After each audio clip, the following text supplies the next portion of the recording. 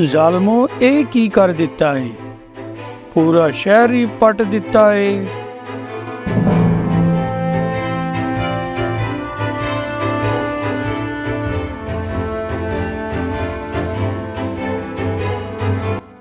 पाकिस्तान दी अमीर तरीन तहसील खारियां दे हालात देखो। देख के पता चलता है कि इंडिया या इसराइल ने हमला कर दिता है, मगर ऐसा बिल्कुल नहीं है। ये सारा काम आपे गवर्नमेंट ऑफ पंजाब ने किया है।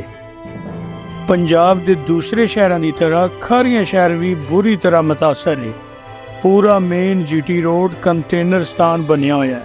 कंटेनर लगा के बड़े बड़े खड्डे करके शहर नूं मफलूज कर दिता गया है।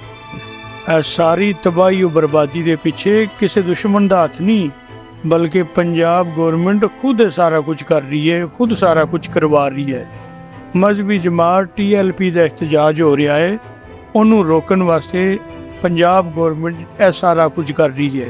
यार पूरी दुनिया ते एहतजाज होंदा है, पूरी दुनिया ते फलस्तीनियां वास्ते एहतजाज होया, गवर्नमेंटा ने एहतजाज करने की इजाजत दी।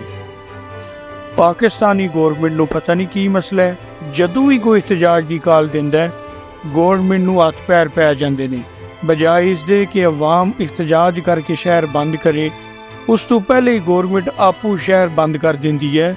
खड्डे कट के कंटेनर लगा के बुरी तरह निज़ाम मफलूज कर देंदी है।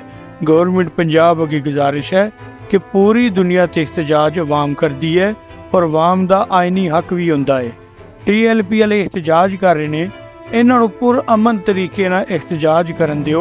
अगर इन्हां नूं सही तरीके नाल इजाजत दित्ती हुंदी ते जुमे वाले दिन इन्हां एहतजाज करना सी, हफ्ते नूं इन्हां दा एहतजाज खत्म भी हो जाना सी। मगर इस सूरत हाल देख के अंदाज़ा हो रहा है कि हले कम अज़ कम 7 तो 8 दिन हालात इसे तरह ही रहणगे।